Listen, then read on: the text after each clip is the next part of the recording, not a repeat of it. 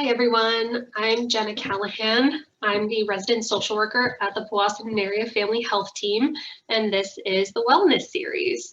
This is probably going to be one of I think, 5-part series that's basically just focusing on general wellness, and I threw in a particular kind of focus on the pandemic and how it's seemingly impacting us all.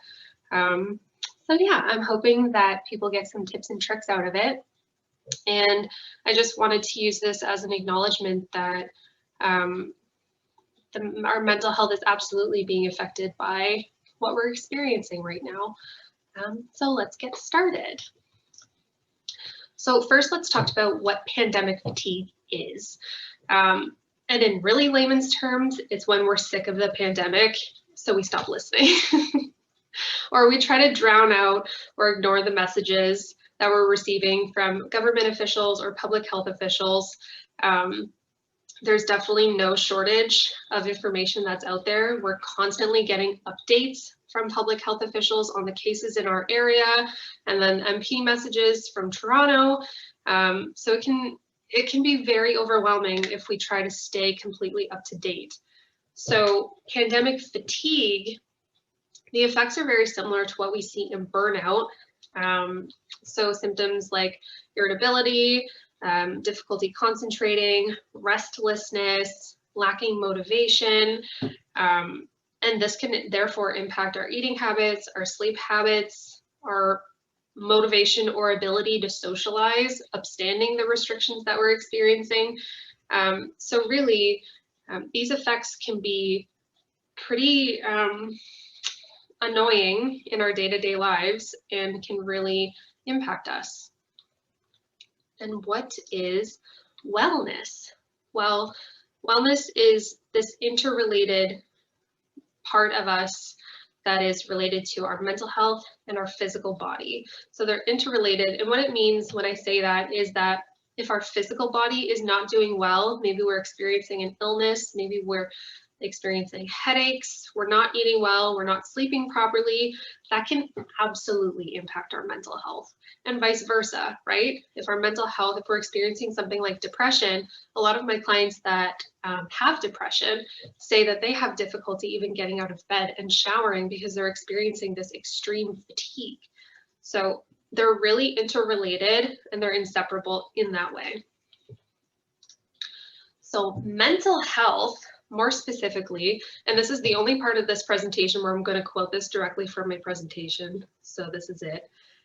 Mental health is a state of well-being in which an individual realizes his or her own abilities, can cope with normal stresses of life, can work productively and fruitfully, and is able to contribute to his or her community. Now, I really want people to pick up on the star asterisks that I put on normal, because this is upstanding the pandemic. A lot of people have completely lost their jobs or have been laid off. Their stresses of life have skyrocketed because they're experiencing what is expected to be normal life within a pandemic. And we're not able to contribute to our communities in the same way that we once did, or even to our families in the same way that we once did, because we're so restricted in that sense. So mental health is absolutely impacted by the pandemic. So here's a list of some characteristics of strong mental health, including a strong sense of self. What I mean by that is someone who has strong self-esteem, has their own identity, self-worth, that part of them is very clear. Emotional intelligence is being able to recognize our own emotions as well as being able to pick up on the emotions of others. Being flexible or adaptable is also a sign of strong mental health. Communication, being able to communicate what's going on for us to other people in an assertive and respectful manner is important. Being able to maintain a sense of humor despite the circumstances is a good thing. Trying to focus on positivity despite things maybe looking quite negative. Being able to do that is important. Obviously, maintaining physical health, like we talked about regarding the interrelatedness, and then having just an overall sense of meaning or purpose. And in whatever way that means, whether that's in work or relationship or being a parent, a friend, a community member, but having that purpose that's there and gets us motivated during our day or keeps us energized. So let's talk about the risk factors to mental health. And you'll see this kind of diagram that's out here with these bubbles. And they're biological, psychological, and social or environmental. That's another name for that bubble. Again, they're all interrelated. And mental health is shaped by this. So when I say biological, I'm talking about things like genetics, brain damage, substance use, illness, sort of disabilities, those things that are going to impact our mental health. Psychologically, we're talking things more like trauma, significant loss in our early childhood, or having a poor connection with our parent or our primary caregiver in our early childhood.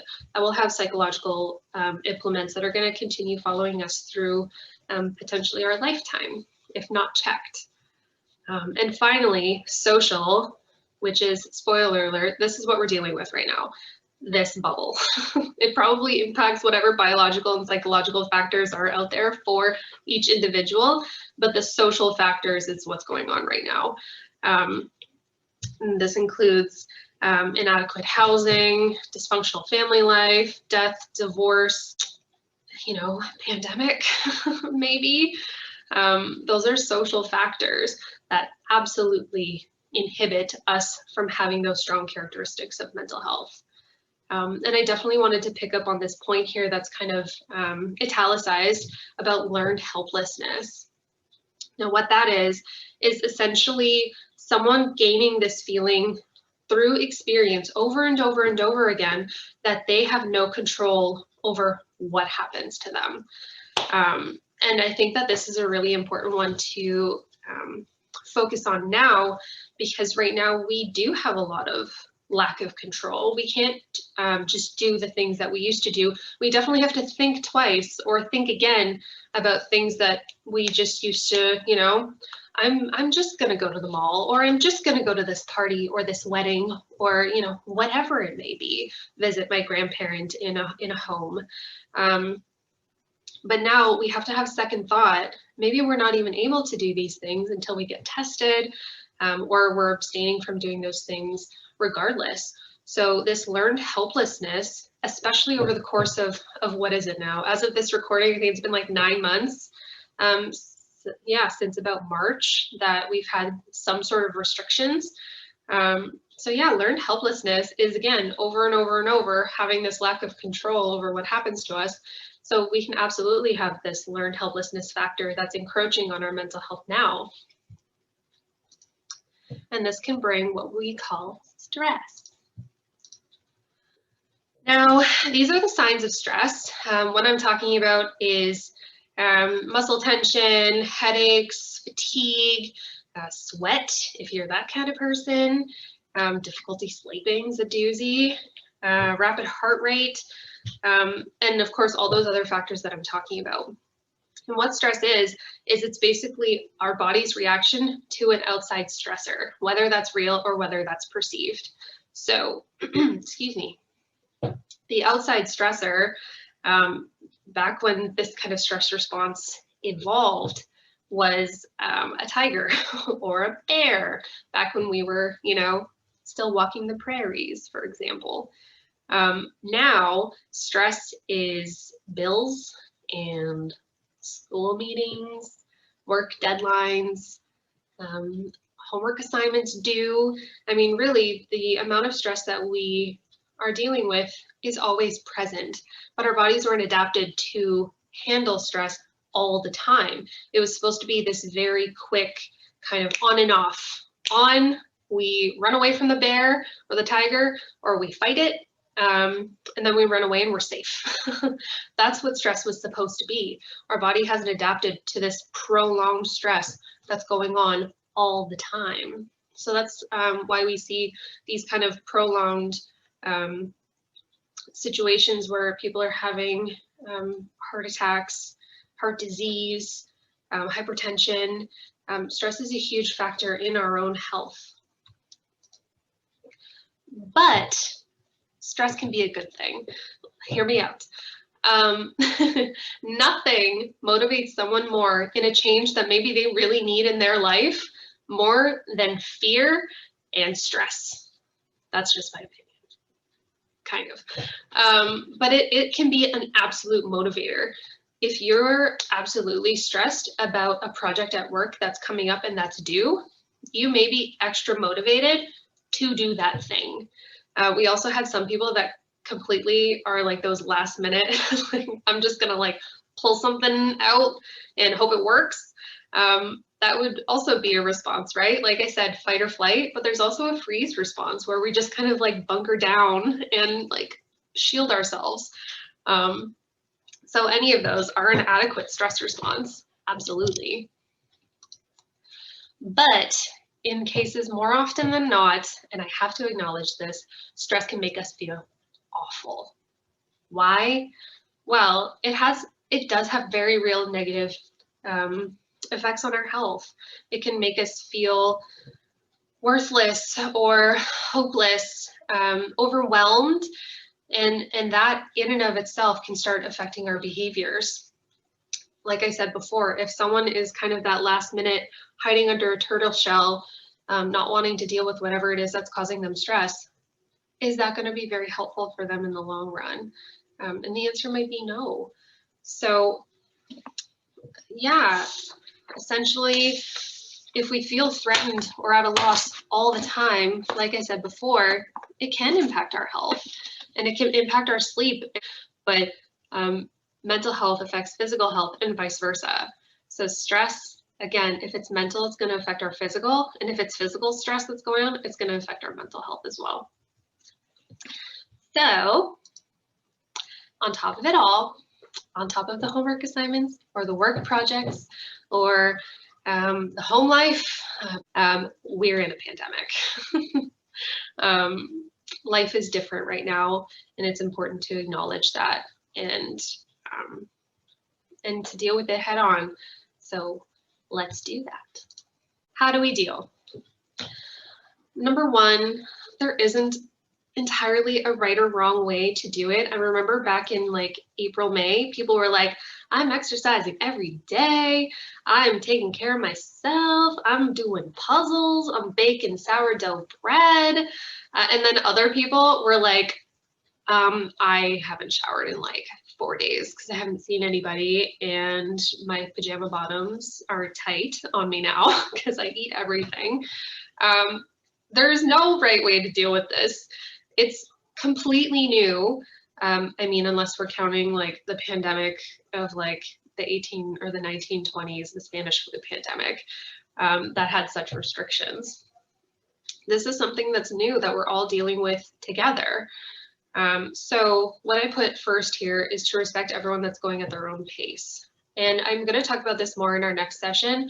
The next session is going to be about keeping connected during COVID, because I know the holidays are coming up and things are strange, and Christmas or whichever holiday you celebrate may not be the same.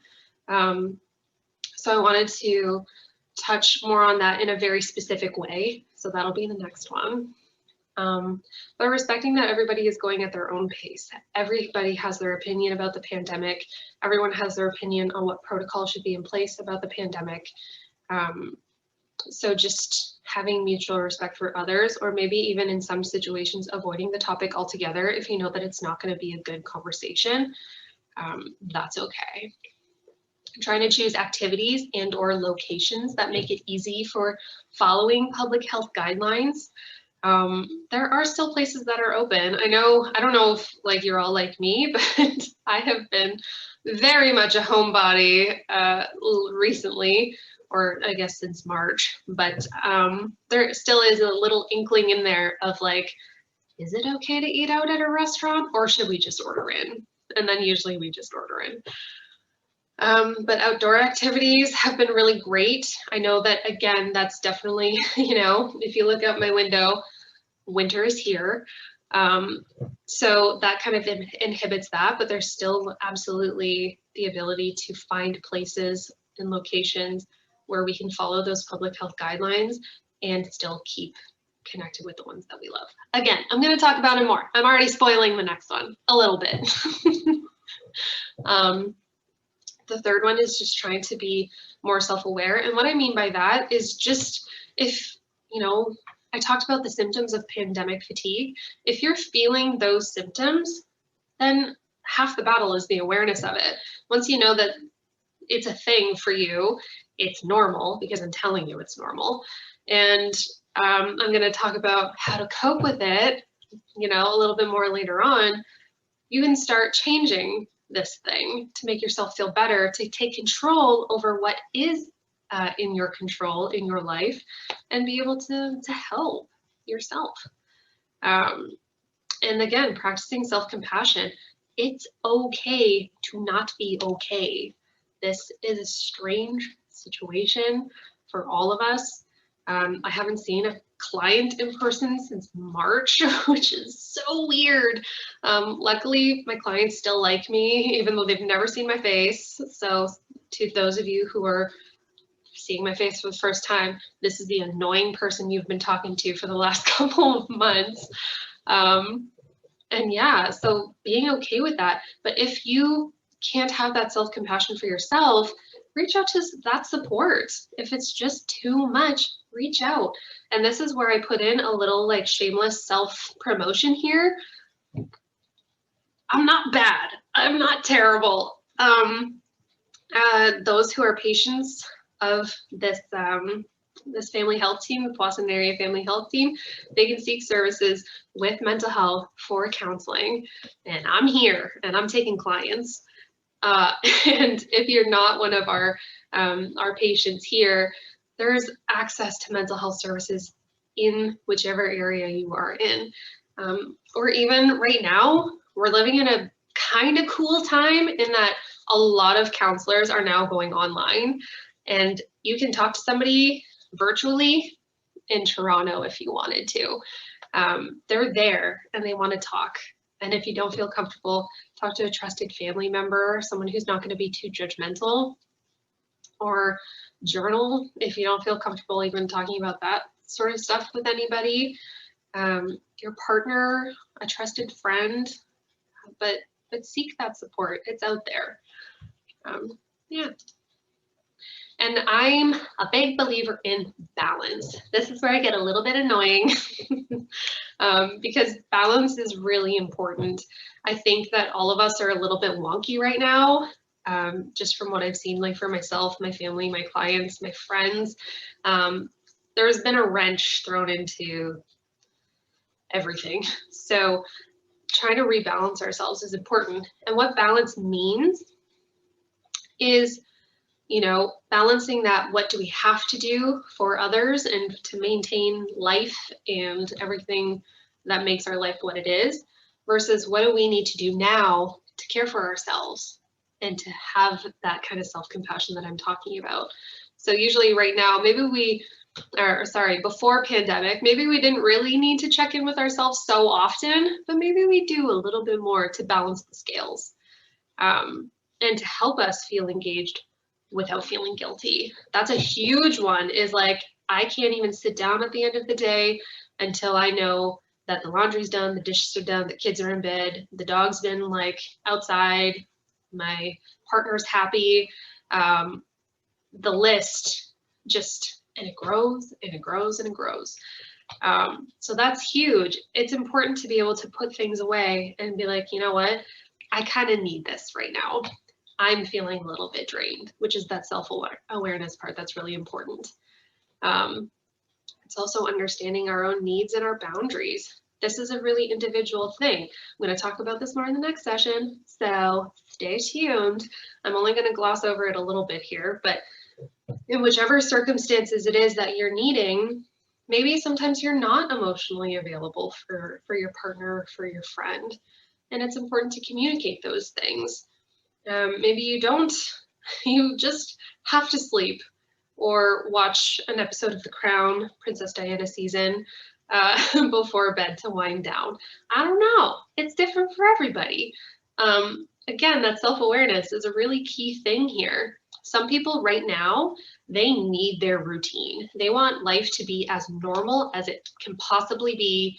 They need their 9-to-5 job or their regular exercise at the gym, whatever it is. But some people need a little bit more flexibility right now. They need to be able to adapt a little bit based on what's going on around them. So this is what we're talking about with people working from home versus working in the office, or people being able to maybe navigate their schedules a little bit differently, being able to flex their time a little bit. So that's kind of what I mean by balance. It's all about adaptation, right? A big one with that is to prioritize what needs to be done versus what can wait. Can the dishes wait until tomorrow? Can laundry hold off until the weekend? Can your kids eat a hot dog for dinner today instead of like a gourmet, most healthy meal? So it's all about prioritizing, being self-compassionate, being kind to ourselves, and trying to find that balance. And with that balance will come a greater contentment with life and just feeling a little bit more okay.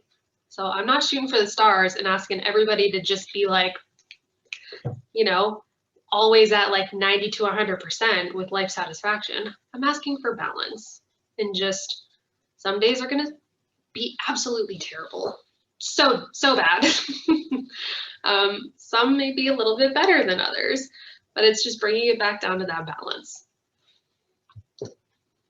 So how to create it, this is kind of repetitive a little bit, but again, it's prioritizing our own wellness. Self-care, you guys, self-care is going to be so important. Whatever that means for you, whether that's like doing the puzzle, adult coloring book, I don't know, for my husband who like is kind of strange, he does like kitchen stuff. I don't know, it's weird, I don't ask. I just, I reap the benefits really. But whatever that means for your own well-being, do those things. Make time, because the first thing that goes away when we feel hectic or we feel stressed is self-care. All of a sudden, we're not going to the gym anymore. All of a sudden, we're not talking to our friends on the phone anymore. All of a sudden, we're not engaging in life stuff. So do those things, and make sure to make a point of it. And I think you'll feel better. That's my challenge to you. And sometimes learning that balance is also learning how to say no, especially right now. That can be tough. Or maybe that could be really necessary right now, where some people, like I said, they need that routine, they need to be busy, they need to maintain as much normalcy as they can, whereas others need that little bit of time, and it's okay for them to say no. And that's what assertiveness is. It's being able to communicate clearly while also being mindful of what we need. And like I said, self-care, people. It's not selfish, it's not indulgent, it's priority. You heard it here first, folks, it's priority. So if you think you may or may not have balance, here's 2 questions to ask yourself. Okay, there's 2 times this whole presentation that I'm quoting the slide. Number 1, when I've taken care of everything I have to do I have the time and energy to enjoy the things I want to do? Yes or no? 2, can I get absorbed in something without worrying about another task or feeling guilty because I'm not doing something else? Yes or no? So obviously, if you say yes to those things and you're like, yeah, I can just like shut things down and do something for myself, then that's great. If not, maybe try to do a little bit of restructuring, see what you can do to make you be able to shut down or enjoy the things that are self-care, that are productive to yourself. So here are my kind of final thoughts about coping with COVID. I like the little play on words there. I had to include it, I had to. Focus on what's in your control. going to be hard. Learn to manage emotions. I think that's going to be a topic that we talk about again. Yes, healthy thinking, anger, and coping. So that's going to be a big one, another topic. Trying to stay positive, focus on the positives. Do self-care. I'm never going to stop talking about it, so let's get used to it now. Engaging in spirituality in whatever practice that means for you. I know churches in town are doing online service these days. Spirituality, if that means engaging in traditional Indigenous practices where you're smudging regularly, or whichever that is. I know the holidays are going to come up, so good practice. Distraction is finicky. Let me say why. Sometimes distraction is exactly what we need to just like load off some steam, not focus on like the heaviness of our lives, of the world around us.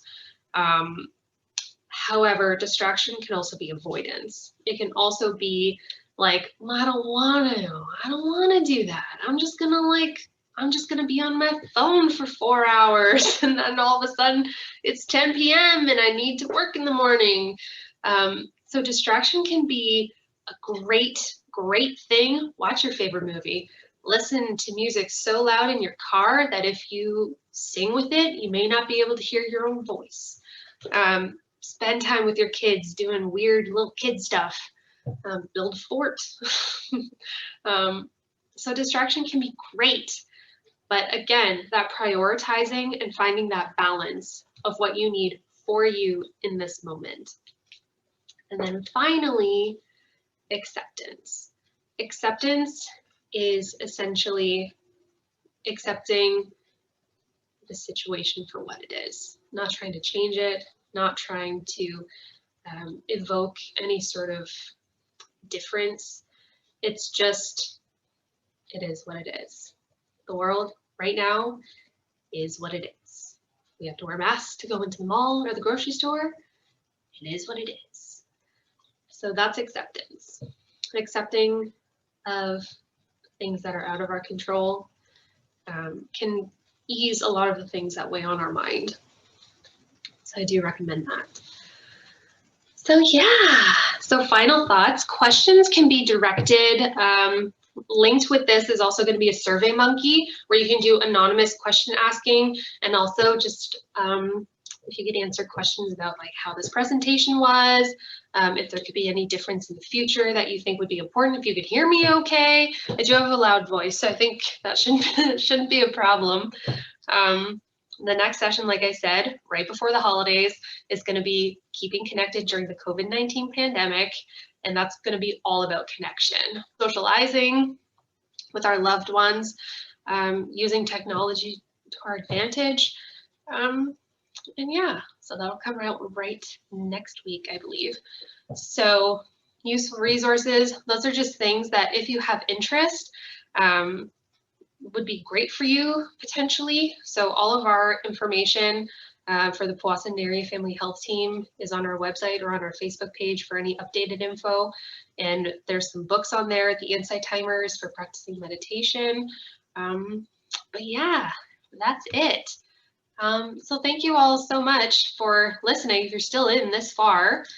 And I've appreciated our time together, and I really look forward to seeing you next time. I look forward to hearing your thoughts. Have a good one. Bye, everyone.